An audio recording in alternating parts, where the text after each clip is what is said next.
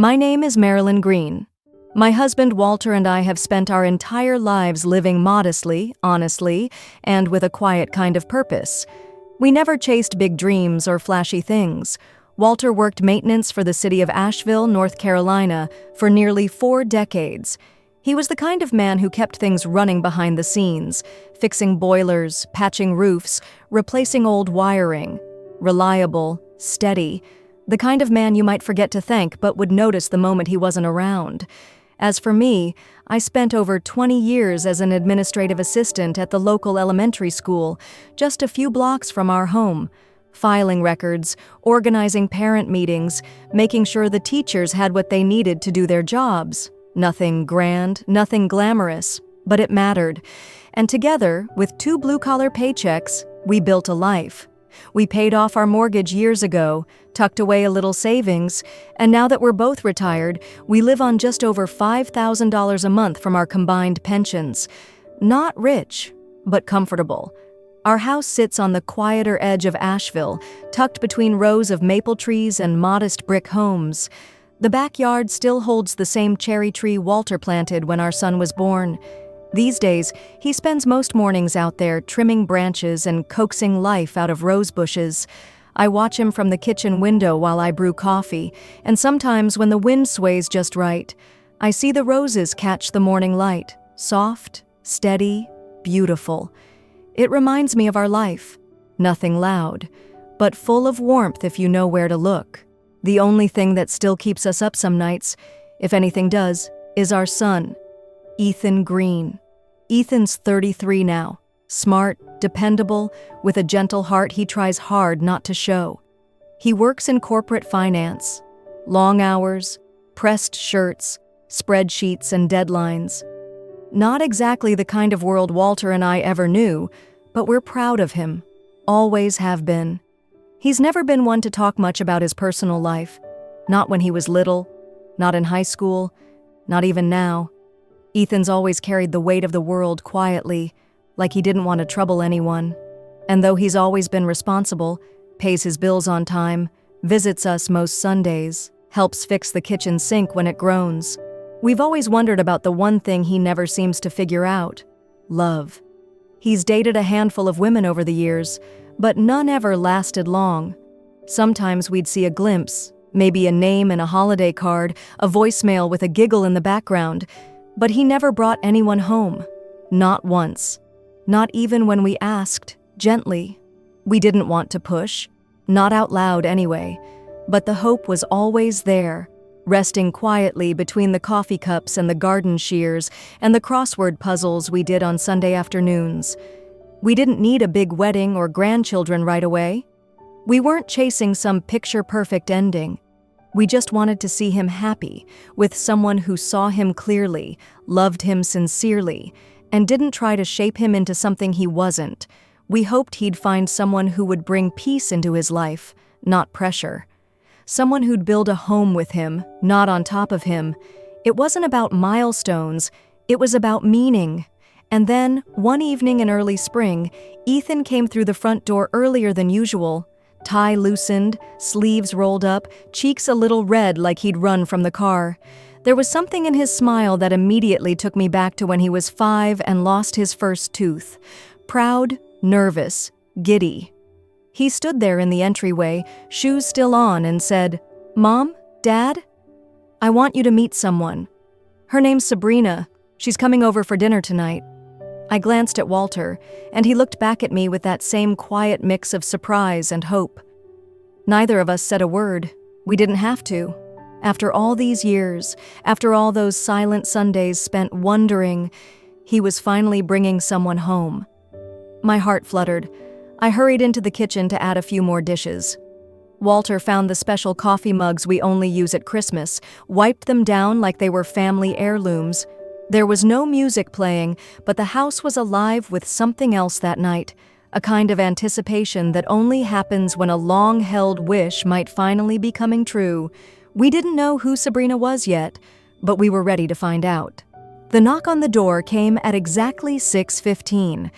I was still drying my hands on a dish towel when Ethan opened it, and there she was, Sabrina Ellis, Tall, slim, with chestnut hair pulled into a low, elegant twist, she wore a soft blue coat that matched the sky in April, like she'd just stepped out of a lifestyle magazine. But it wasn't the coat that caught my attention, it was her smile. Wide, practiced, and perfectly timed, with dimples that felt like punctuation marks at the end of a sentence she had written in advance. "Mr. and Mrs. Green," she said warmly, extending a hand while holding a neat arrangement of gift bags in the other. "It's so lovely to finally meet you." We exchanged greetings in the foyer, and Walter gave me that look, the one that said "so far, so good." I smiled back. Ethan was beaming, almost childlike in his happiness, and I, wanting to welcome this moment fully, guided her into the dining room where the roast was finishing in the oven. Over dinner, Sabrina was perfect. She offered to help carry dishes before I could even ask. She topped off Walter's iced tea without prompting. She asked thoughtful questions and listened, really listened, when we answered. She complimented the food, admired the hand-stitched curtains I'd made years ago, and even laughed at Walter's dry jokes about city plumbing codes. Everything she did, everything she said, came wrapped in a kind of effortless grace. She was, quite honestly, a dream. But dreams sometimes carry a weight you can't feel until you wake up. After dinner, as we lingered at the table with slices of pie and decaf, the conversation began to shift. It started innocently enough. She asked where Walter had worked and what retirement had been like. I shared that we'd both worked for decades, lived frugally, and now drew a little over $5,000 a month from our pensions. I said we felt lucky. The house was paid off, no debt. Life was comfortable. That's when I saw it, just for a flicker, something in Sabrina's eyes. Interest, not the polite kind, not curiosity. It was subtle, like a shadow behind glass. But it was there. She smiled, tilted her head, and said, "Wow, that's actually better than most people I know who are still working." Then she added breezily, "So, is this house fully yours?" Ethan chuckled and said, "Yeah." "Only child perks, right?" I smiled and replied, "Yes, it's ours. 3 bedrooms, 2 baths. Perfect for us now. We've talked about helping Ethan with the house someday, maybe passing it on down the line. But nothing's been decided yet." She nodded sweetly and said nothing more. But my gut stirred. At the time, I chalked it up to small talk. Maybe she was just curious. Maybe she was making conversation. But later, when I unwrapped the gift she brought, fancy packaging, but nothing useful, just decorative trinkets, I felt the first tremor. It was like a pebble dropped into still water, tiny, but spreading. Over the next few weeks, Sabrina became a weekend regular in our home, always bringing something with her, gourmet cookies, imported fruit, even a bottle of organic wine she said reminded her of a trip to Napa. She'd smile, hand it to me, and say, "Mrs. Green, this is the brand you mentioned loving last week." I had to go to 3 stores to find it. She was charming, polite, thoughtful, always attentive to detail. But I started noticing that her affection often followed a pattern. A new favor, a small touch, a perfectly worded compliment, always just after a conversation about money, retirement, or Ethan's future. At first, I thought I was being too cautious. After all, she was warm to me, warmer than most women Ethan had dated. She offered to give me shoulder rubs at the coffee shop. She looped her arm through mine at the grocery store.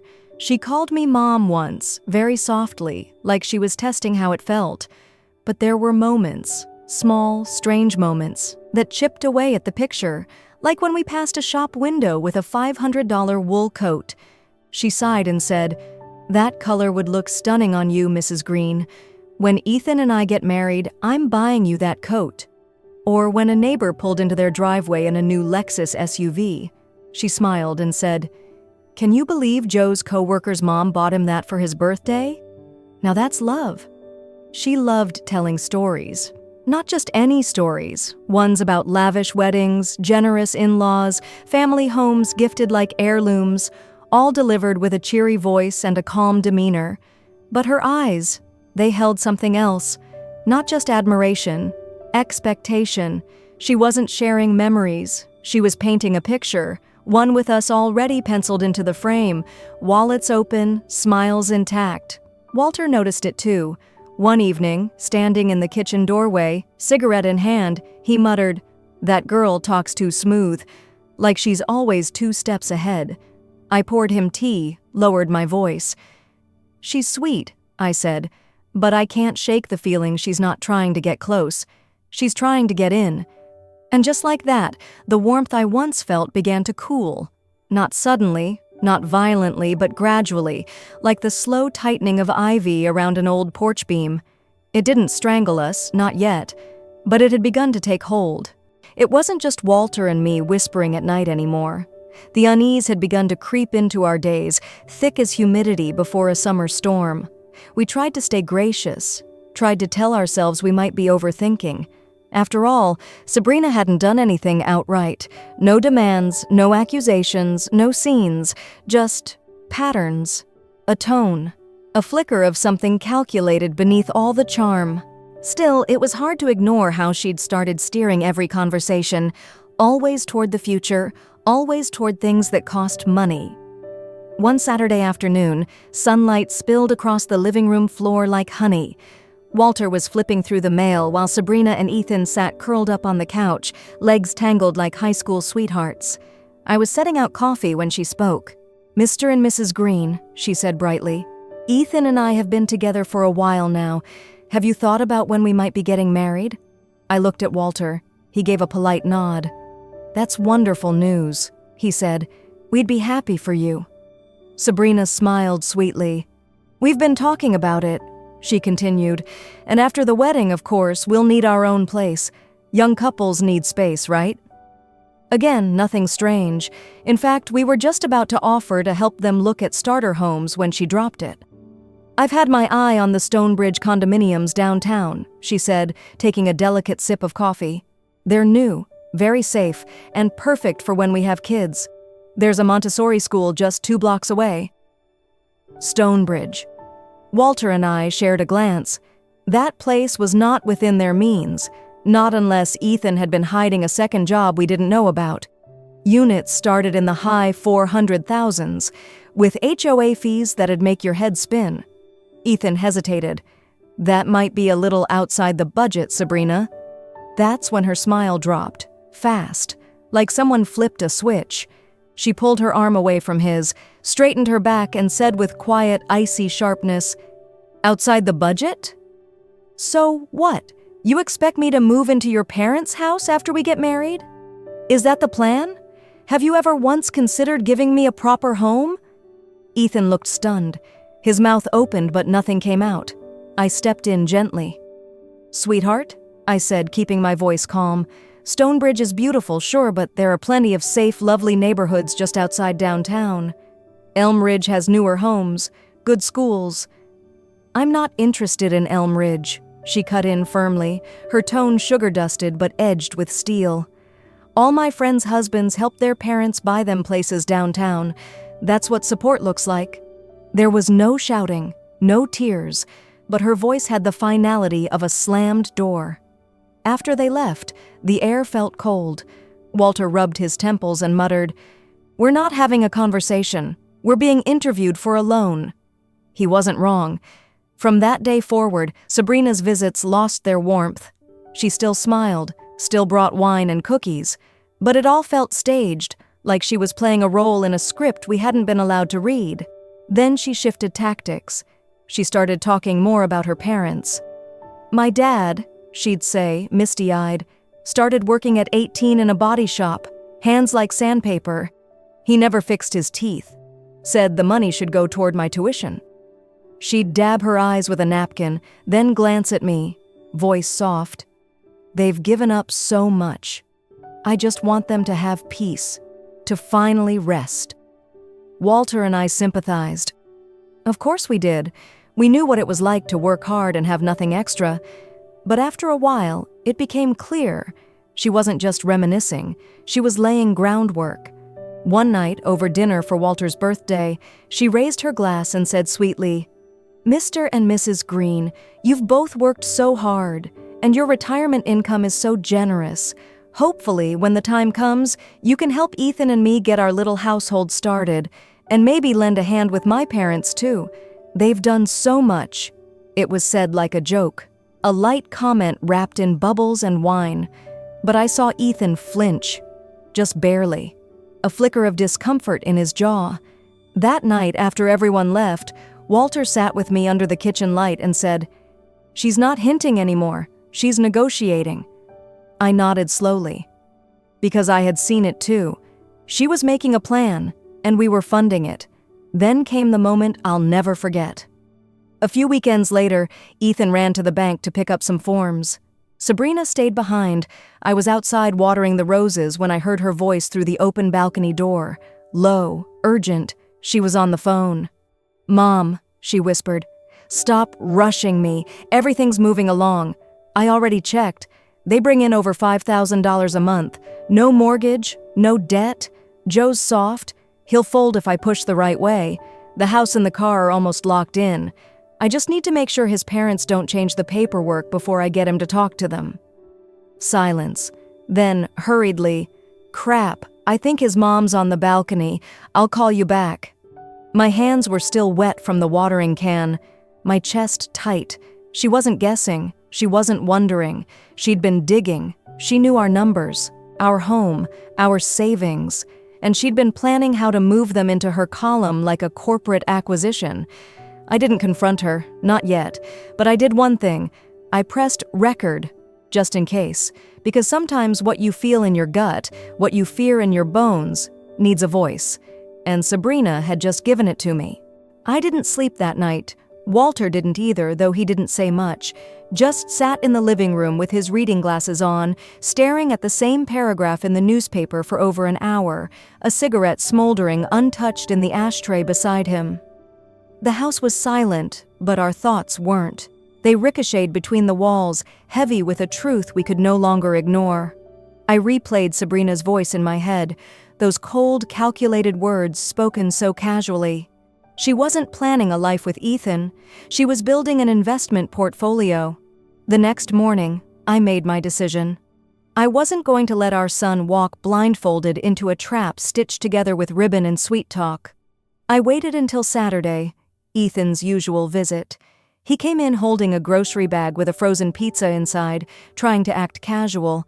I could tell he hadn't slept well either. His eyes were tired, his smile forced. "Hey, Mom," he said, placing the bag on the counter. "Thought I'd bring something over for lunch." I didn't comment on the pizza, just smiled and said, "I already made some corn chowder. Figured you might be hungry." We sat quietly in the dining room. I ladled the soup into his bowl and watched him take a bite. He smiled faintly. "Still the best," he murmured. I nodded. "You used to ask for it every time you had a cold, remember?" He did. And for a moment, his expression softened. But only for a moment. I let the silence stretch, then spoke gently. "Ethan, you've seemed worn out lately." He looked down, poked at the edge of his napkin. "Yeah," he admitted. "Sabrina's got a lot of expectations. I guess it's just wedding stress, you know?" I didn't dodge, didn't sugarcoat. "It's not just stress," I said quietly. "They're expectations that are unreasonable. A condo downtown, a $50,000 SUV, financial support for her parents, and now she's nudging us to cover it all." He blinked, startled. "She never asked you to pay?" "She didn't have to, Ethan," I said, my voice calm but firm. "She laid it out, one breadcrumb at a time, until you couldn't tell whether the path you were on was yours or hers." His jaw tightened. "You don't know her like I do. She's just direct. She wants to feel secure. Her family didn't have much." "She's allowed to want a secure life," I said. "But there's a difference between building a life with someone and trying to own theirs." He flinched, his fingers curling around the spoon. "Have you noticed how every story she tells ends with someone else giving her something?" I asked. "A condo, a car, a perfect wedding, support for her parents. Every conversation leads to finances, your money, our money, the future we've worked hard for." "I love her," he said quietly, but his voice was shaky. I want to take care of her. That's not wrong, is it?" "No," I said gently. But does she want to take care of you? Has she ever asked if you're overwhelmed, if you're scared, if this pressure is crushing your chest at night like a stone?" He looked up sharply, eyes rimmed with something halfway between anger and confusion. "I'm not saying she's evil," I added. "I'm saying she's strategic. She's been reading this family like a spreadsheet and calculating returns." He stared at me, and for a second I saw it, a crack in his certainty, a flicker of doubt he didn't want to name. I reached across the table, laid my hand over his. "Ethan," I said, my voice softening, "I'm not asking you to walk away. I'm asking you to look closer. Open your eyes. Ask yourself if this woman loves you, or if she loves the life your father and I built around you." He didn't speak. So I stood, walked to the cabinet, and pulled out the small wooden box where I kept our most important things: birth certificates, old letters, family pictures. I opened the lid and took out a small flash drive. I slid it across the table toward him. "What's this?" "Something I heard," I said. "Something you need to hear for yourself. No tricks, no manipulation, just the truth." He didn't touch it, just stared at it like it was glowing. I didn't push. "You don't have to decide today," I said quietly, picking up his empty bowl. "But when you're ready, really ready, play it, and then ask yourself, who's really in your corner?" He stayed for a few more minutes, said nothing, then stood and left, the flash drive still resting on the table, untouched. But I knew he'd come back for it. Ethan didn't call the next day, or the day after that. I didn't text him. I didn't ask if he'd listened. I didn't even mention the flash drive. I let the silence settle like dust on an untouched windowsill, quiet, still, and necessary. But every mother knows when something has shifted in her child. Even in silence, I could feel it, like a pressure drop before a storm. He wasn't angry. He was unraveling, quietly, slowly, the kind of unraveling you only go through when the illusion you've clung to starts to tear at the seams. 3 days later, he knocked on the door just after sunset. He didn't say hello, just walked in, sat down at the dining room table, and placed the flash drive on the placemat in front of him like it weighed 100 pounds. His hands were shaking slightly, his face pale, his eyes, red-rimmed, hollowed by disbelief. "She really said that," he whispered. I nodded once. "She did." "I thought she loved me," he said, voice thick. "I really did. I thought, if I just gave more, worked harder, she'd feel safe. I thought that's what love was." I didn't interrupt. I didn't say "I told you so." I simply waited. "She told her mom our retirement money was already lined up, that she'd lock the house and car in soon. She called me easy to handle." His voice cracked on the last word, like I was a plan. I walked to the cabinet, pulled down a photo album, and placed it beside him. He opened it with trembling hands. There he was, age 6, covered in flour after his first attempt at baking. Age 10, arms wrapped around Walter at a campfire. Age 17, leaning against the old family sedan after passing his driving test. In each photo, joy bloomed freely on his face, not because of gifts or luxury, but because of presence, connection, love that didn't need to be bought or proven.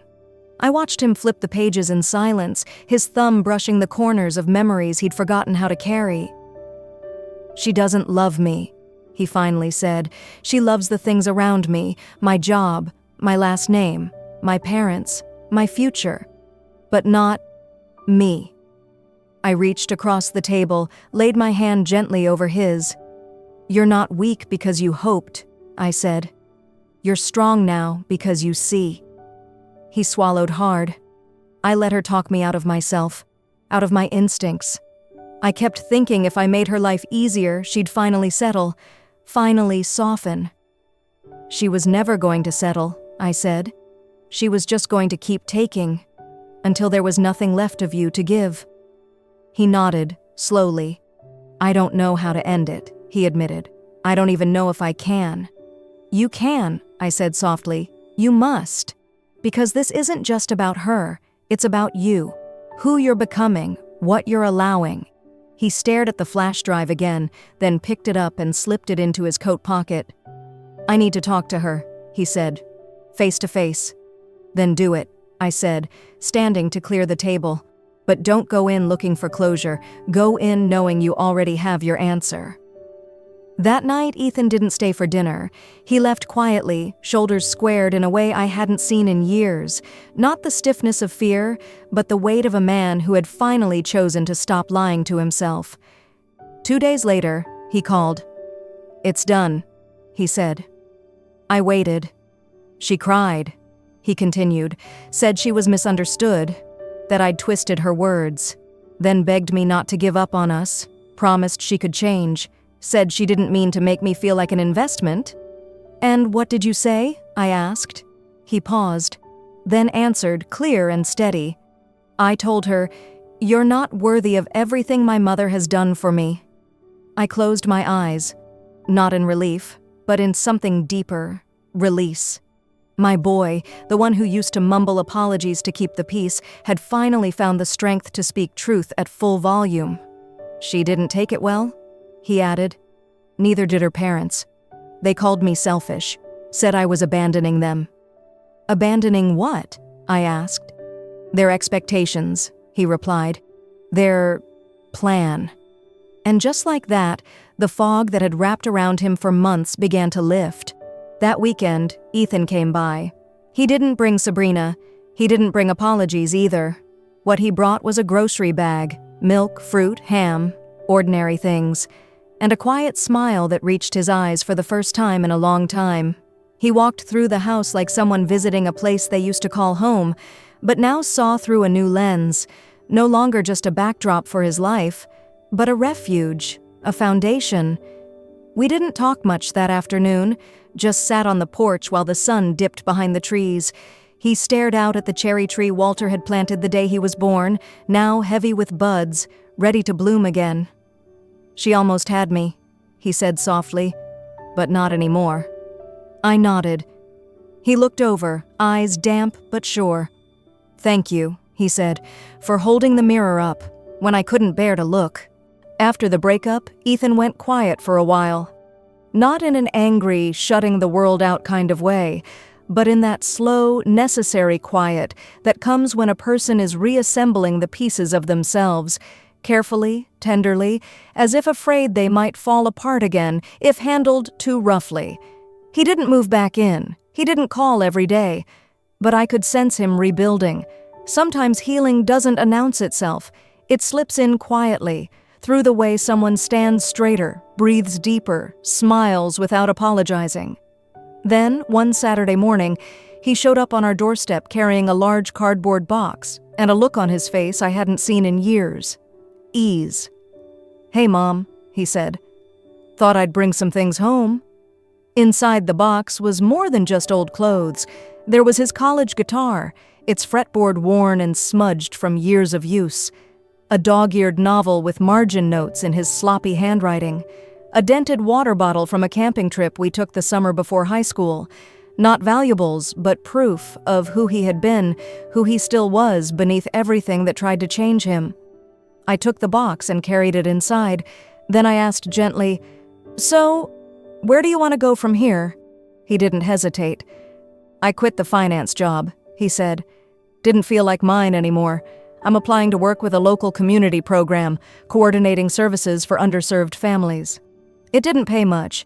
It didn't come with prestige or high-rise offices, but it made his eyes light up, and that was worth more than any paycheck. Over the next few weeks, Ethan became a regular around town again. He helped organize book drives at the public library, set up tents for weekend shelters, taught budgeting workshops at the local recreation center. Sometimes I'd see him from a distance, unloading food boxes from a beat-up van, hair tousled, shirt soaked with sweat, but always smiling. He wasn't performing anymore. He was simply being, showing up, hands open, heart steady. And then, one autumn afternoon, he came to dinner with someone new. Her name was Lena Brooks. She had soft eyes behind thin-framed glasses and a smile that didn't try to convince you of anything. She was a registered nurse at a nearby senior care center. Ethan had met her at a church food drive, helping an elderly woman carry 3 overloaded grocery bags up the church steps. "She didn't even ask for help," Ethan said later. "But I saw her struggling, so I grabbed 2 bags without asking. She smiled like no one had ever done that before." Lena didn't sweep in with flattery or stories of luxury. She listened. She asked thoughtful questions. She wiped down the counters after dinner without being asked and knew exactly where to find the Tupperware lids. She moved through our kitchen like she'd always belonged, not because she was trying to impress, but because she was at ease in herself. That night, while we baked cookies together, she turned to me and said, "I know you've been through a lot, but I'm not here to fix anything. I just really like him, who he is, not his past, not his future, just him." That one word, him, landed deeper than any declaration of love. Later, Ethan sat with me under the backyard trellis, the old ivy curling back for winter. We sipped tea in silence until he spoke. "Mom," he said, his voice low, "thank you for not giving up on me." I didn't look at him, just stared at the leaves turning amber. "I was never afraid of you making a wrong turn," I replied. "I was only afraid you'd never stop long enough to look back." He nodded slowly, the tea warming his hands. "I used to think you were the obstacle," he said, "but now I know. You were the anchor, the one thing holding steady while I let myself drift." The weeks folded into months. Lena became a familiar presence, never loud, never demanding, just consistent. She brought cinnamon rolls, fresh flowers, good coffee. She laughed at Walter's corny jokes. She offered to help fix a flickering porch light. And Ethan, he looked lighter with her, not like someone who had been rescued, but like someone who had finally remembered how to breathe. We didn't talk about Sabrina anymore. There was nothing left to say. Instead, we made room for what was real, for Sunday dinners that stretched long after dessert, for evenings spent pulling weeds in the garden, for the kind of love that didn't need to be chased, only cherished. One night I asked him, "Are you happy?" He didn't rush his answer, just let the question hang in the quiet, then smiled. "Yeah," he said. "Not the kind of happy that looks good on Instagram, but the kind that lets you sleep at night, the kind you can grow roots in." And just like that, I knew. He was home. Not just in our house, but in himself. In today's world, where relationships are often measured by what we bring to the table instead of who we are, this story about Ethan and his parents reminds us of a powerful truth. Real love doesn't calculate, doesn't manipulate, and never turns you into a means to someone else's end. As parents, we want our children to find happiness, but that happiness should be rooted in peace, mutual respect, and genuine connection. Not in luxury condos, $50,000 cars, or carefully veiled financial negotiations disguised as romance. Ethan's awakening, realizing he was loved not for who he was but for what he had, is a wake-up call for anyone who's ever sacrificed their identity just to keep a relationship alive. One of the biggest lessons we take from this is that love isn't passive. It's not always quiet. Sometimes love means speaking up, asking the hard questions, and when necessary, stepping back so someone we care about can finally see things clearly. We also learn the importance of coming home, not just physically, but emotionally. Sometimes the greatest healing begins not when you find someone new, but when you reconnect with your truest self. Ethan didn't find peace in a bigger house or fancier title. He found it in a quieter life, in giving back, and in being with someone who saw him, not his resume.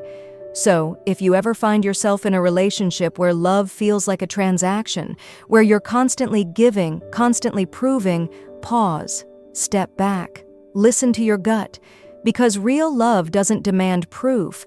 It doesn't come with invoices, expectations, or ultimatums. Real love feels like Lena's words. I just really like him, who he is, not his history, not his future, just him. That's what we all deserve, and that's what we should offer too. At the end of the day, the most sacred place we can create is the one where someone doesn't have to perform, impress, or pay to be loved. It's not about perfection. It's about presence. It's not about what you give. It's about who stays, simply because it's you.